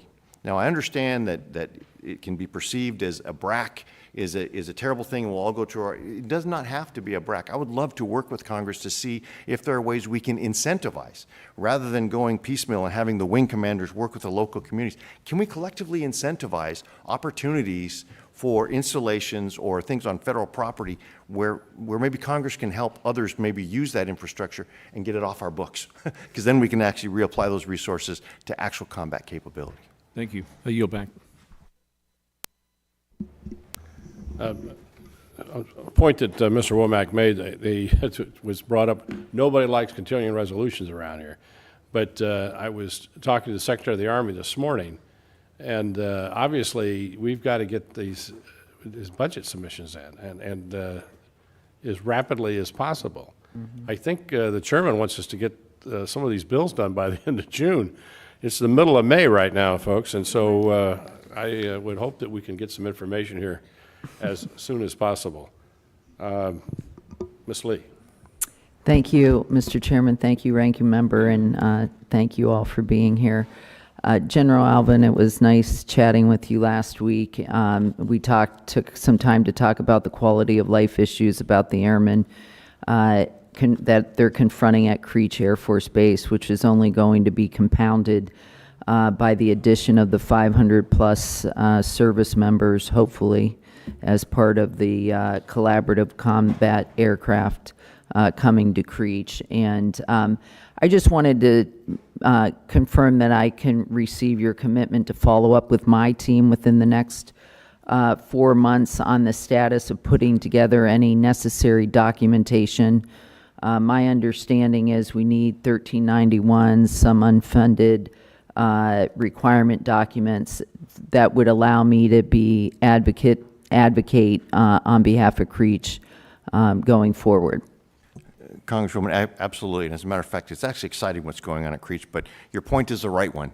We need to make sure that while they're doing exciting work, these are airmen who are coming in a brand new experimental operations unit that are going to teach the rest of the Air Force how to operate, how to maintain, how to sustain our collaborative combat aircraft. So we need to make sure they're doing it in a great working environment. And so the environmental impact studies to ensure that we have the proper child care. We talked about the health care availability, those sort of things. That is all part of that basing process that we will ensure we have the clear requirements and understand what the demand signal will be for the quality of life to support their quality of work.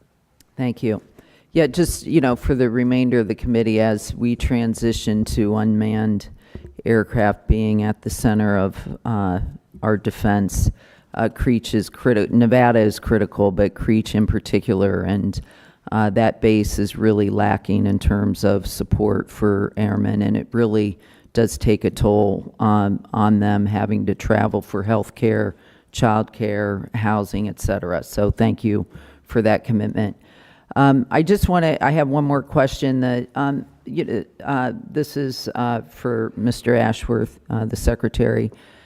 The Department of Defense is stated to target to reduce the civilian population of our civilian employees, 60 to 70,000 or 50, somewhere in that range.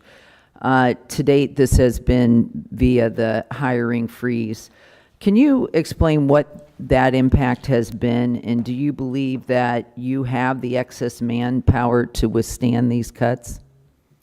So thank you for the question, Congresswoman. So as we're going through the execution of the presidential actions, executive orders, we're trying to lean forward as much as we possibly can in implementing them, but we're trying to balance that along the way. Right. Some of these are providing good opportunities. The DRP, or Deferred Resignation Program, are providing opportunities for our folks to take advantage of it. But we're trying to be mindful of readiness and the mission as we go through those processes. So we have been given some tools along the way to make exemptions, and we're trying to make those smart exemptions to balance that equation. I don't have any target specifically on how many billets that we really need to remove at the end of the day. What we have initiated as well as a look at our entire structure, and go through a reorganization and an optimization of the structure. And what we plan to do is, as we work through these processes, is to reconcile both of those together, looking for efficiencies as we're going through the restructure, and marry those up to the processes that we're already following as we lose people through some of these efforts.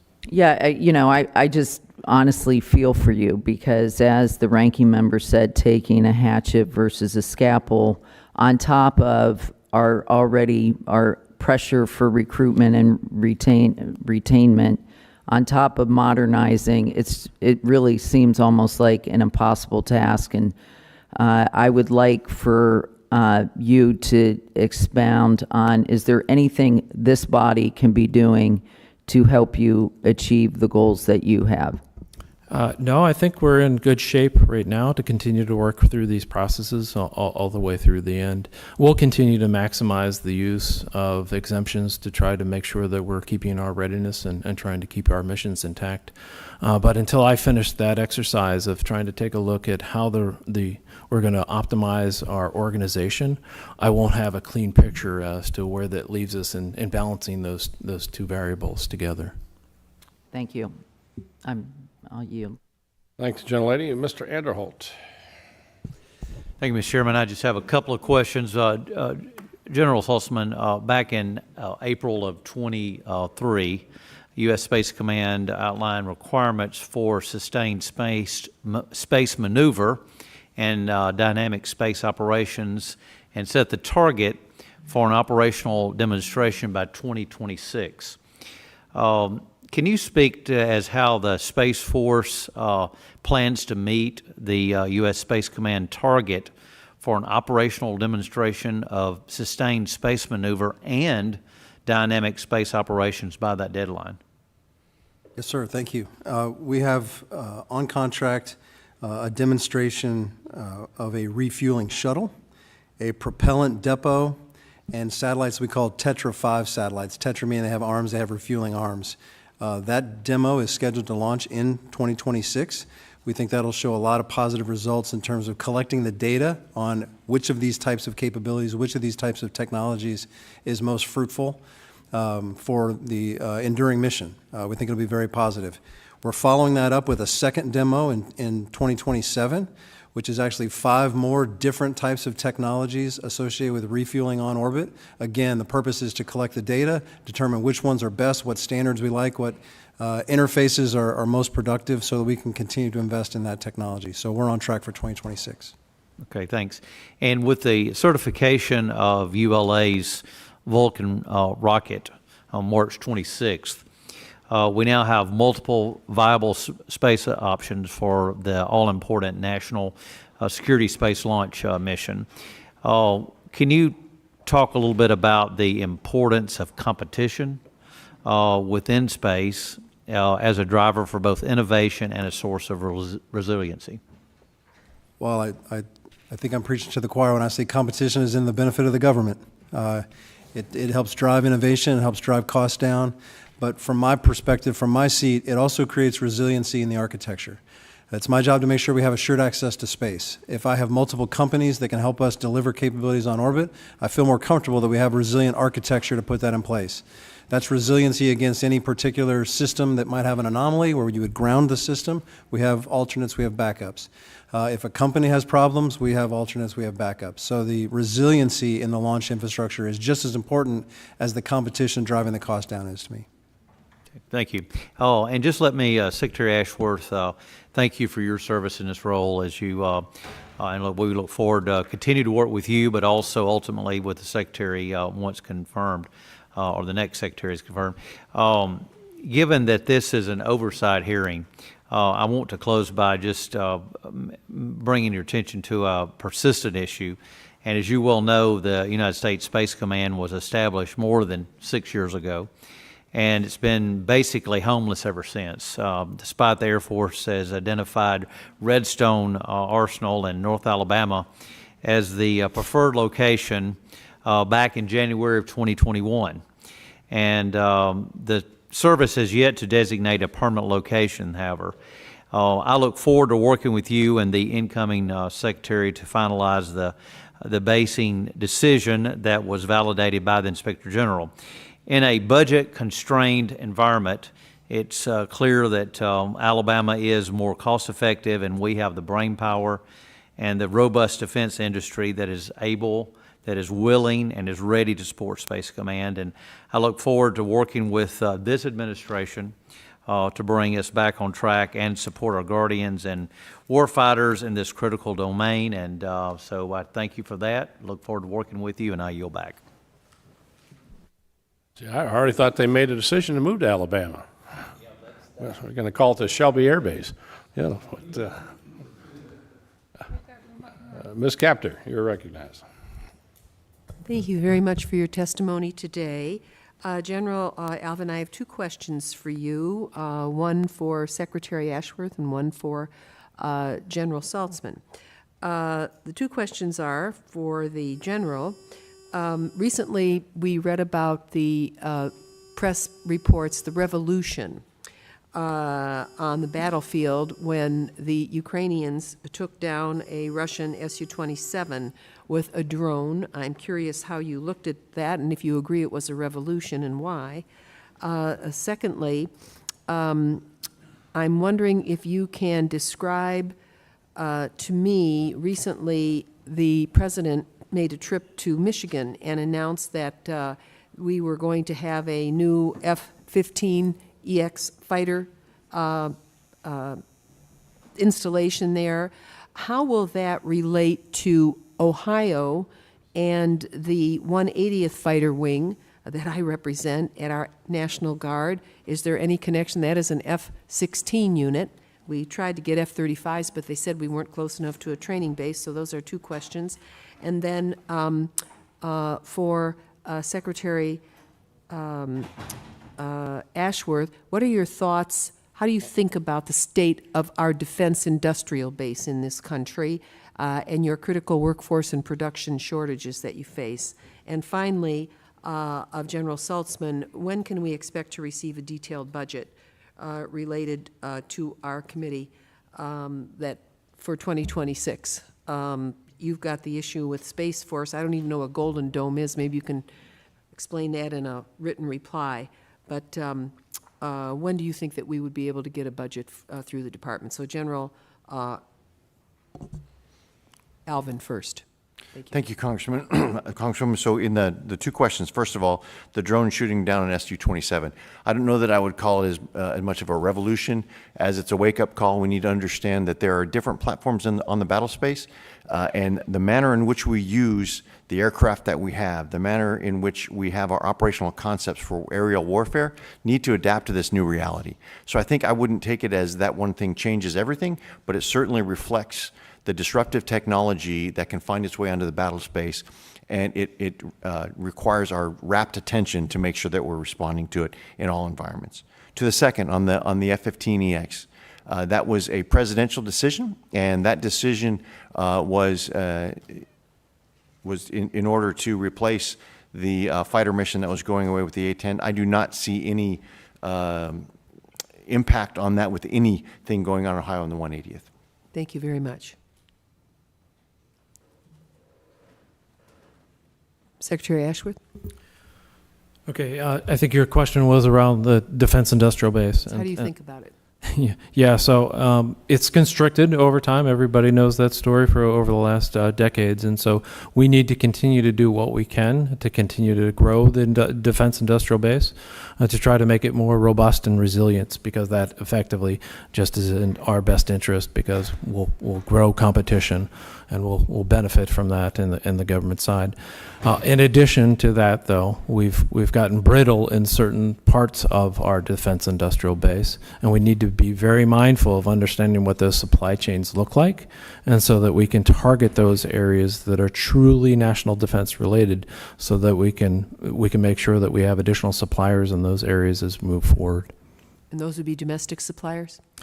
Preferably domestic suppliers, yes. Yes, our region has suffered greatly from this, the industrial heartland of America, so I would urge you to look at the defense industrial provisions that are in the law right now and try to make them more robust as you move forward with your budget. Thank you very much. And just one answer from General Saltzman. I wish I had the answer to when the budget was going to be available. I do not. I don't feel comfortable even saying, guessing at what the timeline might be. If it was based on the number of meetings that we're having to try to get the budget in order, I would think it would be imminent. We're having a lot of discussions on the budget itself, but there are several wickets outside the Department of Defense that would have to go through before it comes over. But with regards to Golden Dome, I would just add, think about it not as a single system, but a system of systems. And so you'll see several different contributing capabilities that under the umbrella of Golden Dome. So I think that's probably a better way to think about it as it comes over. Thank you the very gentleman. much. Mr. Carter. Well, thank you, Mr. Chairman.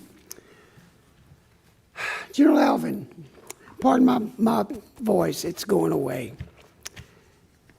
The Air Force continues developing agile combat employment concepts for an end, the ENDOCOM, ENDOPANCOM theater. I'd like to ask you about a specific investment and capability being prioritized to improve camouflage, concealment, and deception. And in particular, can you walk us through the the strategies you are using to enhance multiple spectral signature management. This is a critical issue, especially when it comes to survivability from our expeditionary forces that will be in the Pacific. I've also heard about deployable hangars that can support multi-special signal management. Are those capabilities ready to be fielded? And do you think these resources are things you need to get deployed quickly? Congressman, I can answer the last question first. Yes. Yes. These are things we definitely, as you mentioned, when people think historically of CC&D, camouflage, concealment, and deception, we think of, things shaped like hangars or things shaped like airplanes to fool the adversary. The point that you bring up is the important one. It's no longer just the physical deception and the physical camouflage and concealment. Across the electromagnetic spectrum, that's how more and more the adversaries are being able to identify our capabilities. So being able to manage our signals, confuse them with where they think it's something and it's actually something else, that is more critical. It is also very much more agile, too. So getting those fielded capabilities are absolutely critical. They are not the only solution. We still do have to have the ability to hide from sight. We do also have, under agile combat employment, we have to have the ability to have some point defense. So when the missiles come in, we got to be able to kill them with something. So all of those come together, but your point is the right one. This electromagnetic spectrum management has become more and more key to our ability to survive and operate in an agile way. We really look forward to, as they continue to mature, we also need to exercise them and test them, and that's what we're also doing, big exercise this summer. But I couldn't agree more that those are the types of capabilities that will enhance our survival and make this agile combat employment a real thing. So basically, you're ready to do it as you get it put together. Absolutely, but to say it's got to be part of a family of systems to protect, but it's a key part of that family. Yeah, I was very impressed by what they can do. Also, I want to ask you about the fact that we're very aware of the fact that the reserve component is asked to do much more for our nation's defense. And with that said, we recently, with public comments by you and other Air Force leaders, stated we need to have a larger Air Force to defend our nation and execute the National Defense Strategy. How can the Air Force Reserve retain experienced pilots, maintainers, and combat support personnel to defend America, as well as meet the NSD requirements, unless the Congress and Pentagon leaders provide the necessary amount of equipment and aircraft? Is the Air Force exploring options to equip the operational fighter units with sunsetting missions like the A-10 and with other airframes? So, Congressman, that goes back to I do believe that more Air Force is better. And so in order to be able to do that, we have to ensure that when we do that, we maintain the capability of having the deployability and the accessibility. I think what the Air Force Reserves and the Air National Guard offer is that experience, is that instant proficiency. And so making sure we equip all the Air Force with the modern capabilities that are required to deploy is going to be key. It really is about dollars. I would love to be able to have the active force and the reserve force because, as you mentioned, Congressman, this is not the reserves of 30 years ago. They're operating with us. They are actually looking to do the same sort of organizational unit of action construct model that we're going to so they can deploy just as rapidly as the active force. It really just is about dollars to be able to ensure we outfit everybody with the most modern kit and make sure the opportunity costs don't come with regret. Thank you. Thank you, Judge. Mr. Morelli. Yes, thank you, Mr. Chair, and thank you to the ranking member for the hearing, and certainly thank you to our witnesses for your service. I want to begin, Secretary Ashworth and General Allvin, and take a moment to remember Major Terry Brayman from my district in Rochester, New York, who tragically lost his life in the CV-22 Osprey crash off the coast of Japan in November of 2023. I had the solemn honor of visiting Yokota Air Force Base and meeting with Colonel McElhaney 3 weeks ago where Major Brayman was stationed, and I saw firsthand the strength and professionalism of the airmen and from his unit who continue to serve and serve in his memory. The platform itself has had some troubling safety record, and I understand that work is ongoing, but after multiple fatal incidents, it's fair to ask what changes are being made to the platform. So I wonder what specific actions the Air Force has taken to address known mechanical and design concerns, and how you're working to maintain confidence with the crew and who fly these aircraft. Well, Congressman, not only thank you for the question, but thank you for publicly calling out the family. It's easy for us to move on and we see a tragedy and off we go to the next thing, but it reminds us that while we're working on the next day's issue, those scars endure for the family and for the unit as well. So thank you for reminding us and being our conscience on that. With respect to the CV-22 itself, I have ultimate confidence in our Air Force Special Operations Command Commander, Lieutenant General Mike Conley, working with the Navy, the Nav Air Systems Command Commander, Admiral Chebby, to ensure that we're finding the right material solutions. And in the prop rotor gearbox issue, we are looking to purchase those and retrofit those on the platforms. But let's take it from Gundam 2-2 till now. The Air Force Special Operations Command went down to the bare bones and looked at from aircrew proficiency, because the Air Force uses the CV-22 differently than the Marine Corps and the Army and the Navy do. And so because they're used for more special operations, infill and exfil operations, they require really more specialized expertise on the crew and more attention paid to the maintenance. So we needed to make sure we were doing everything possible. So we have more confidence in our ability to deliberately account for everything that's going on in the maintenance and our crew proficiency. So it's part of that's just increasing confidence. On the material side, we're working with NavAir and getting those weapon systems back up to par so we can confidently use them in the way the special operations community needs them. So they continue to perform well, but this is it's an aircraft that has a unique capability in operating in dangerous environments. Yeah. I don't know, Mr. Secretary, if you had anything to add to that. No, just on that topic, the gearbox is effectively what the problem is and what the root cause of the situation is. And we're very close to working with the Navy of putting a contract in place that will start the removal and the replacement of those gearboxes. I think will actually happen this month or next. And then we'll be in a pace of being able to remove and replace about 3 of those a month as we move forward. Well, I appreciate that very much. If I might, Secretary, Stratton National Guard Base, the home of the 109th Airlift Wing, the only unit in the United States military, I believe, flying the LC-130H ski birds, which are critical to our national security operations and scientific research, both in the Arctic and Antarctic.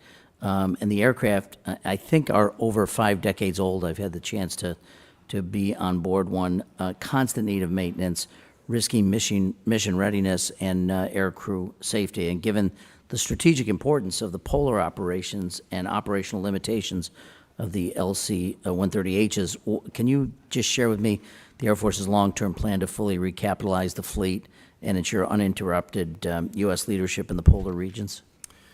Yes, thank you, Congressman, for that question. So as I've taken a look at this, I'm not familiar with that mission, but I'd love to see it someday. As we take a look at those aircraft, they are aging, but as of right now in a fiscally constrained environment, we can't do too much for those aircrafts themselves right now.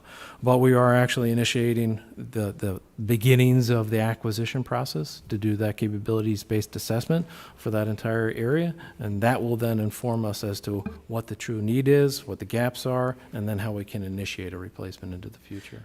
Well, I appreciate that, and I'd love to continue to work with you and the department. I know they're cannibalizing parts, and it's really put a strain on their ability to be successful, and I know what is a strategically important part of the world, and they are unique in their ability to fly to it. So thank you, Mr. Chair. I yield back. Just a point on that, Major Unrath came from Riverside, California, so right outside of my congressional district. He was flying that V-22, the Osprey. I'm just curious, since the issue's been brought up, obviously we've stopped in production on the V-22, we're moving to the Army program, Flora. Do you envision the Air Force or other services buying into that program. Obviously, we're going to have to retire the Ospreys eventually. You believe you'll having modified versions going to the Air Force and Special Forces and Navy, Marines? Chairman, that may be something we're going to need to work with SOCOM. It certainly isn't the higher priority in our force design, and in a budget-constrained environment where we're thinking about the... I'm saying in long-term. Do you think that would be the direction you might go? I certainly think it's worth looking into. We don't have that on top of mind right now, but certainly it's something to look into. Thank you, gentlemen. Thank you for the question. Mr. Elzey. Thank you, Mr. Chairman, Ranking Member. Thank you all for being here. I'd like to start out by seconding Chairman Calvert's sentiments on the program managers needing long-term. That's the way to solve this problem, at least in the short term. But additionally, until we supersede Goldwater Nichols, until we scrub ITAR, and we fire a bunch of minions at the Pentagon, make the Pentagon a triangle, right now, the acquisitions process is like going on a cross country with your family. You're going from Galveston to Dallas, and you have to go through Houston. And you got yourself, unfortunately, a minivan.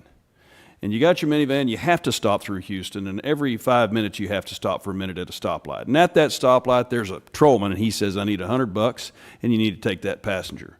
So by the time you're out of Houston, you're overloaded, you're out of money, and you're broken. So you cancel the project. So we need a loop road around Houston. And in the near term, as we watch our budgets come down relative to actual spending, and until we get to 5% of GDP, we need the OSD, the COCOMs, and the chiefs of staff to be able to work together specifically on emerging technologies so that they can work faster on a block grant basis and get these emerging technologies out the door a heck of a lot faster. So I was noticing, thank you all for being here. Your CVs are outstanding. General Allvin, you're an astronautical engineer. That's from Air Force. I mean, you're the poster child. Poster boy, I guess I should say. Secretary Ashworth, you are an electrical engineer, and that's just incredible. And then somebody had fun at college, and it was you. And you went to study history at Boston. And had a good time, and so I just thought that was interesting that you're the Space Force commander and you studied history. But I also want to point out that you two were missileers, an incredibly hard job. I wouldn't want to do it. I couldn't be capable of doing it. So thank you for doing that. But I'd also like to point out, General Saltzman, I don't know if it was intentional or not, but your profile photo makes you look like Buzz Lightyear, and I think it's absolutely appropriate.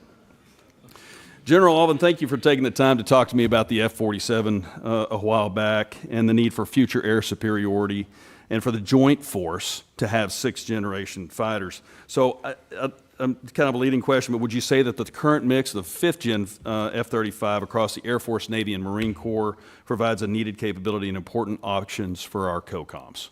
Yes, it does. And of course, once we get to the Block 4 and all those capabilities that really unlock it into the future, it's going to be that much more capable. But we got to get through TR3 on Block 4 to really make it the platform it should be. Okay. Well, with that in mind, can you think of any reason why we shouldn't have a similar cross-service capability, Gen 6 capability in the Navy?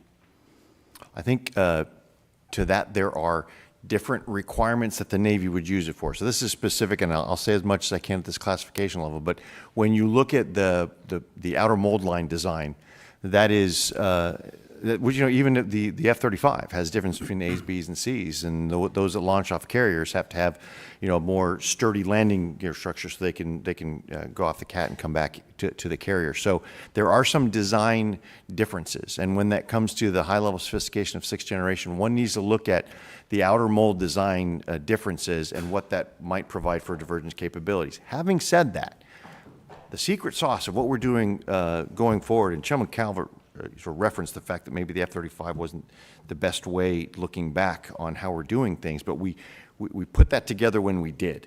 Now, we own the government reference architecture. We own the mission systems. There is so much tech that is shared. There are so many of the systems that are shared between the Air Force and the Navy program, both of them moving forward, that those will, I think, always be common, and those will allow us to accelerate both programs a lot better. And we were talking earlier about the defense industrial base, allowing more to play in that because we own the government reference architecture.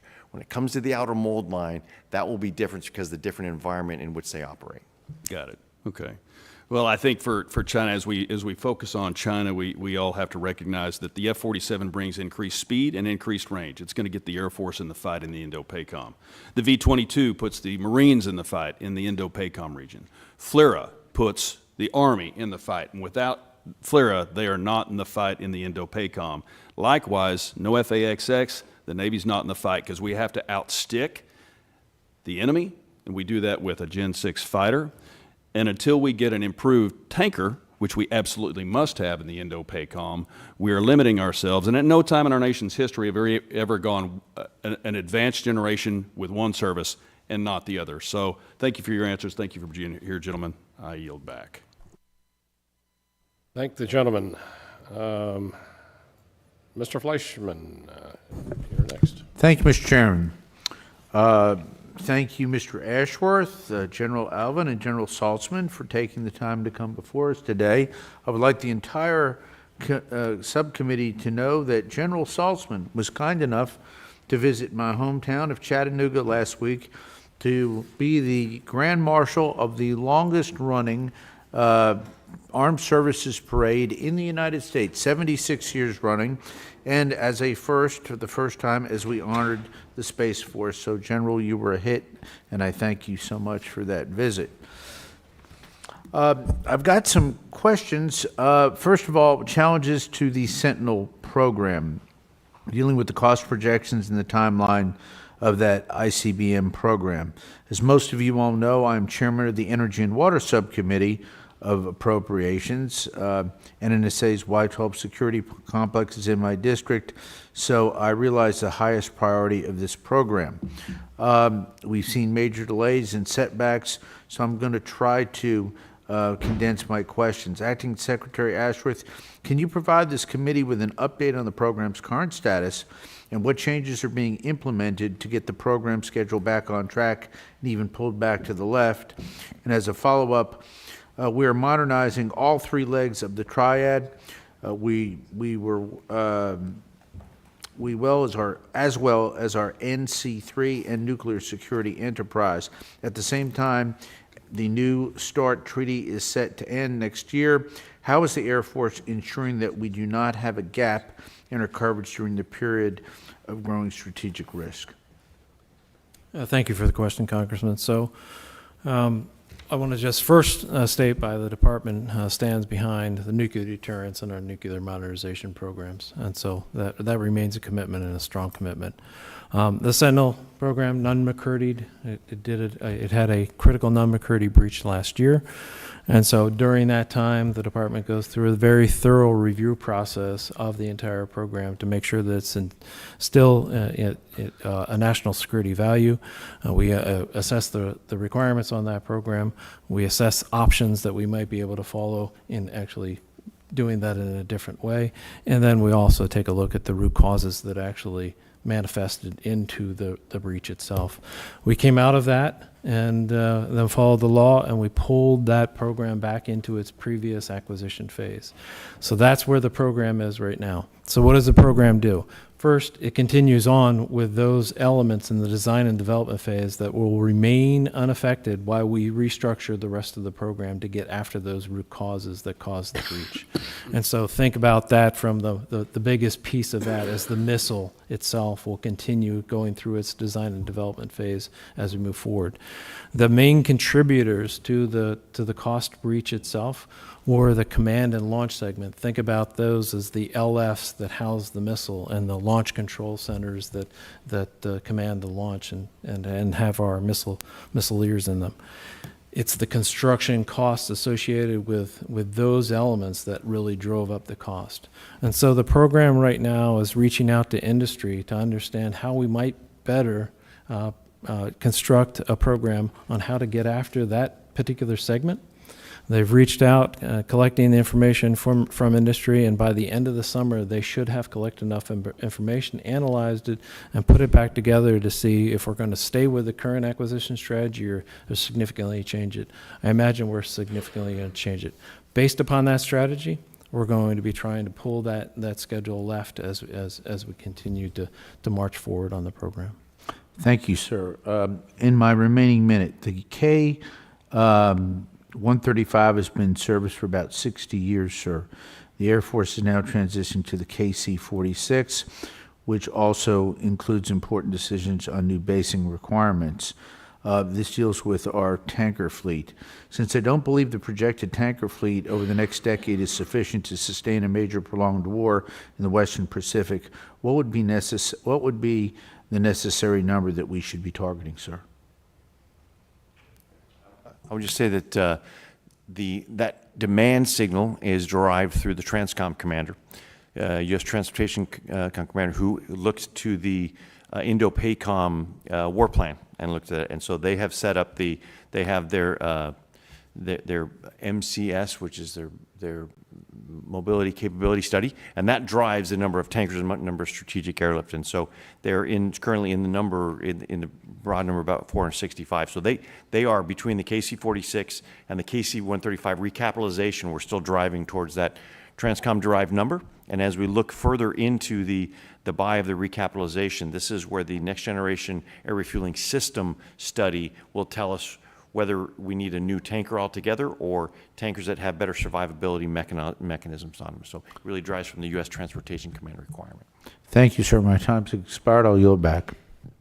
Since Mr. Fleischman brought up the KC-46, all the bugs have been worked out on the KC-46. It's working optimally? Not optimally. We have 5 Cat 1 deficiency reports. 2 of them have to do with the remote visibility system. I was with the chairman of Boeing Defense a week ago to go over each one of them. One of them has to do with the mass strain. One of them has to do with the sort of the sticky, the stiff boom operator, or the boom, and one of them has to do with the environmental control system. I am very much sitting next to the Air Mobility Command Commander with the Boeing Defense CEO to go through each of those line by line. It is producing. It can refuel all receivers except for the A-10 and the E-7, because we just haven't tested against that. So it is capable. It's not optimal yet. How long is that going to take before you get to where you need to be? The latest estimate on the pacing item is the remote visualization system, which again, it's operating. It's just not operating as we would expect it to. We're probably looking at another 18 months. Okie doke. Mr. Valadeo. Thank you, Chairman. Thank you, Secretary Ashworth, General Allvin, and General Saltzman for testifying before this committee today.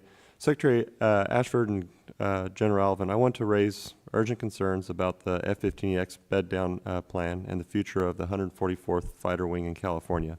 I know we've talked about this, and I know others are talking about it as well. But will the decision to base the F-15EX in Selfridge Air National Guard impact the Air National Guard's wings currently slated to receive new F-15EXs, including the 144th Fighter Wing? Thank you for the question, Congressman, and thank you for the time yesterday. So the President has made the decision to buy additional F-15EXs and to outfit Selfridge Air National Guard with those EXs to continue the fighter mission at Selfridge. Our next step in that process is to do the detailed planning on the implementation and exactly how we're going to perform that. There will be a flow out. We will do a detailed flow out of where we're going to put F-15EXs after they're coming off the production line. And I can say to you right now that there is likely a downstream impact on some other Air National Guard units, including Fresno. But as we go through that process, I commit to you to say that we're going to mitigate, we're going to first of all reduce to the minimum amount of time that we possibly can what that delay in getting the EXs to Fresno would be, and then mitigate that as well as we try to make sure that we've got you the best 15 Cs and Ds to continue the mission. Okay, and that was going to be my next one of my questions is if there's a change in delivery schedule, which sounds like there possibly could be, does the Air Force commit to requesting the O&M needed to keep the current aircraft operational? But it sounds like you might have something else in mind as well, or a possibility. So we'll do everything that we can to make sure that the missions stay whole as we move forward. All right, thank you. This one's on counter drones. How is the Air Force ensuring the funding for emerging technologies like drones and counter drone systems is prioritized, especially after incidents like the unknown drone flying over Langley Air Force Base and NAS Norfolk over the past few weeks? So, Congressman, I understand that the Air Force has put together some rudimentary types of defensive capabilities, and we've initiated a program that will be moving out in 26 as we get those dollars to make a more modular, open, and expandable type of a capability, and we're going to start to outfit our installations with that capability as we go. You've probably heard from the previous administration, the Replicator 2 types of initiatives to get after counter-UAS.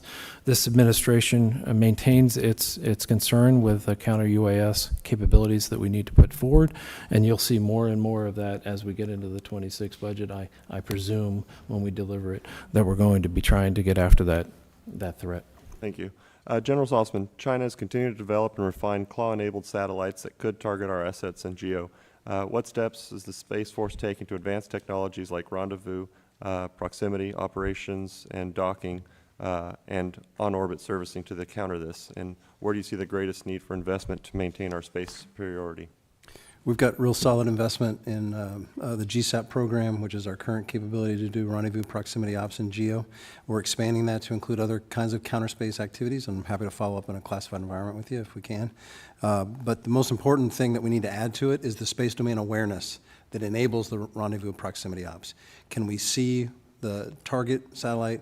Can we see where we are? Can we manage the distances between them? You're talking 23,000 miles away. We've got to make sure we have good, exquisite sensors that can detect that and give us situational awareness we need to be effective. All right, thank you. Just a real quick question. Can you provide us with an update on Space Force's deployment efforts to improve resilient positioning, navigation, and timing?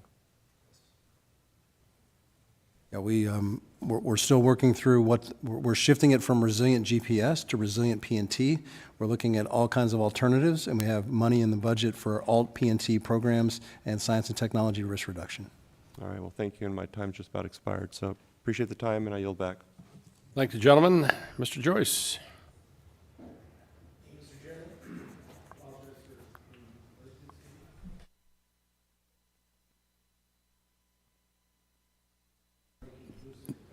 You might want to bring your mic up, David. Okay, there you go. Might want to turn it on too, huh? I'm really watching that technology, I'm telling you. Acting Secretary Ashworth, we are carefully monitoring investments that countries like China are making to boost their defense production capacity. There are concerns that our current defense industrial base cannot meet the surge demand and will likely need the support of manufacturers outside the existing defense industrial base in the future. Does the Air Force have a strategic plan to increase and retain the capabilities of non-traditional defense manufacturers to support the Air Force surge demand if needed? And would you require any additional resources or funding to develop those relationships and capabilities? Thank you for that question, Congressman. So I think the Air Force is doing a great job in trying to expand the defense industrial base. One of the elements that I'll bring up is the next generation air dominance family of systems.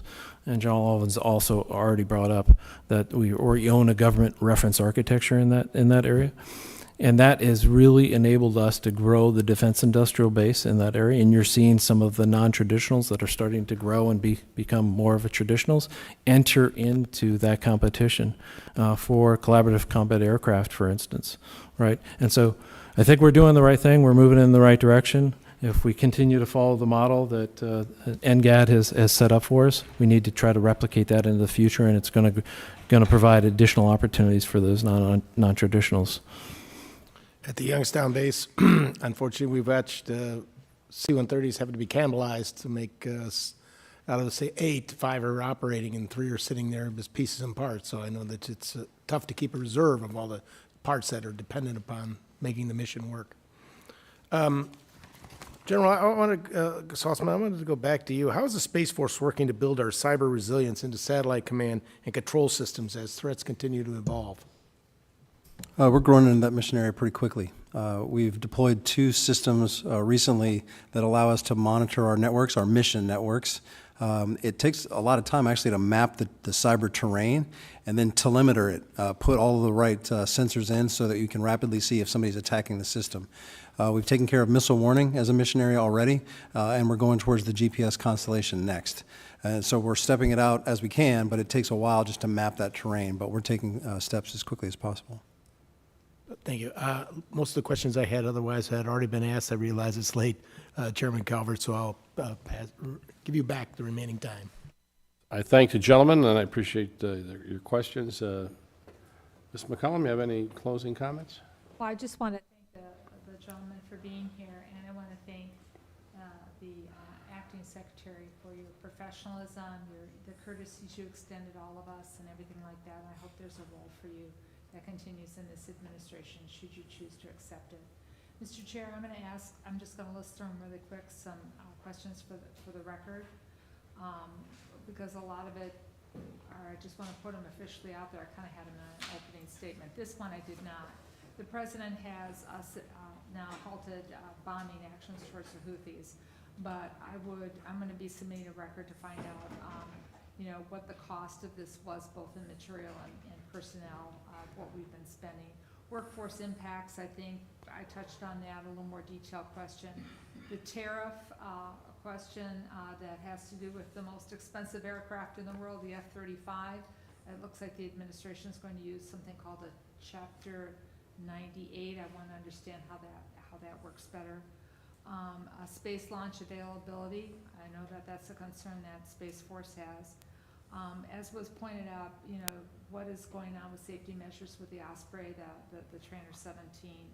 And then, Mr. Chair, I know you have lots of questions, as I do, on Sentinel, Golden Dome, and the timelines for Air Force One. So thank you, gentlemen, for being here. With that, Mr. Chair, I yield back. I thank the gentlelady. Before we conclude, I want to thank all of you for your testimony and your answering our questions. There'll be a number of questions that we'll be submitting for the record. Obviously, you have a lot of challenges ahead of you. As the ranking member mentioned, the Sentinel program, obviously we have to get that back on track. We're going to get a plan. Need a plan on Golden Dome, understand what where we need to go, and this is going to be a large project. Seems every contractor in town seems that they are looking to get a piece of the action. So we need to know where we're going with this thing before we lose control. And obviously, we have a number of challenges that we need to get through, and we'll be working with you through all of them. So with that, thank you, and we are adjourned.